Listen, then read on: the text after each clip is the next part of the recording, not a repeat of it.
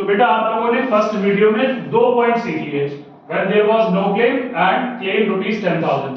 Now you see next case, claim rupees 20,000. That means आपका workman compensation reserve 20,000 है और claim भी 20,000 है. In this case also there will be two journal entries. First entry will be workman compensation reserve account debit rupees 20,000. आप transfer करेंगे WCR को realisation में, तो to realisation account rupees 20,000.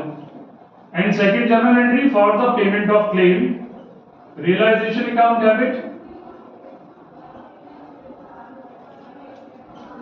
rupees 20,000 to bank account 20,000. See what treatments will come in realization. आपको समझ में आ भी रहा होगा कि बहुत सिंपल ट्रीटमेंट आ जाएगा. बाय WCR 20,000 ट्रांसफर करोगे आप और फिर इसका पेमेंट हो जाएगा to bank 20,000. Partners capital account में कुछ नहीं आएगा क्योंकि पूरा की पूरा WCR आपका यूटिलाइज हो चुका है. और बैंक अकाउंट में बाय रियलाइजेशन अकाउंट जो भी आपने पेमेंट किया है वो लिखोगे बाय रियलाइजेशन, और पेमेंट इस बार किया है आपने 20,000 रुपीज. तो ये था थर्ड केस. फटाफट देखिए fourth case, when claim is rupees 30,000 which is more than the workman compensation reserve. आपका वर्कमैन कॉम्पनसेशन रिजर्व 20,000 है और क्लेम 30,000 है, क्योंकि कोई भी पॉसिबिलिटी हो सकती है. हो सकता है कि क्लेम ना हो सकता है कि क्लेम 10,000 हो which is less than the workman compensation reserve. हो सकता है क्लेम 20,000 हो which is equal to workman compensation reserve. And sometimes claim may be more than the workman compensation reserve. ठीक है. In this case, your first journal entry will be workman compensation reserve account debit to realization account. That means जितना भी आपके पास reserve है पहले आप वो transfer करिए रियलाइजेशन में. You have 20,000 रुपीज रिजर्व, वो आप ट्रांसफर करेंगे और जो आपका क्लेम आया हुआ है वो आप पेमेंट कर देंगे. तो आपकी जो सेकंड जर्नल एंट्री है वो आ जाएगी realisation account debit 30,000 to bank account 30,000. ठीक है. सेम ट्रीटमेंट्स आ जाएंगे.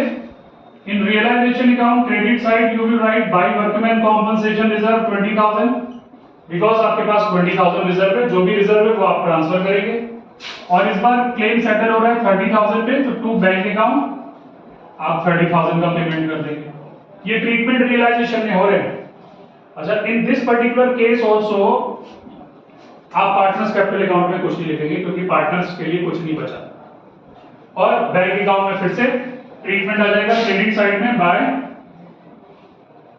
रियलाइजेशन अकाउंट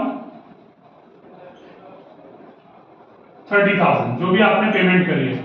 और आपने पेमेंट कितनी करी? 30,000. अच्छा, WCR का एक केस नंबर 5 भी आएगा. केस नंबर 5 भी आएगा कि समटाइम्स ऐसा भी हो सकता है कि आपके बिजनेस में वर्कमैन कॉम्पनसेशन रिजर्व नहीं है बट क्लेम है. तो no WCR and claim is rupees 20,000. तो WCR नहीं है तो कोई बात नहीं, क्लेम तो हो सकता है 20,000. जब क्लेम है तो आप उसका पेमेंट करेंगे. तो जो WCR को आप रियलाइजेशन अकाउंट में ट्रांसफर करते थे ये वाली एंट्री नहीं पास करेंगे, सीधा आप पेमेंट की एंट्री करेंगे. There will be only one journal entry that is realisation account debit rupees 20,000 to bank account 20,000. Okay. In this case अब क्रेडिट साइड में कोई भी ट्रांसफर नहीं होगा बिकॉज वर्कमैन कॉम्पनसेशन रिजर्व आपके पास नहीं है. आप सिर्फ पेमेंट कर दोगे to bank account rupees 20,000. Partners capital account में कोई ट्रीटमेंट नहीं आएगा. बैंक अकाउंट में क्रेडिट साइड में जो भी आपने पेमेंट किया होगा बाय रियलाइजेशन 20,000 का आपने पेमेंट किया वो आप लिख दोगे. तो इस तरीके से ये 5 केसेस रहेंगे वर्कमैन कॉम्पनसेशन रिजर्व के. जो कि कोई ना कोई पॉइंट आपको डिफरेंट क्वेश्चन ऑफ डिसोल्यूशन में देखने को मिलेगा। ठीक है, ओके।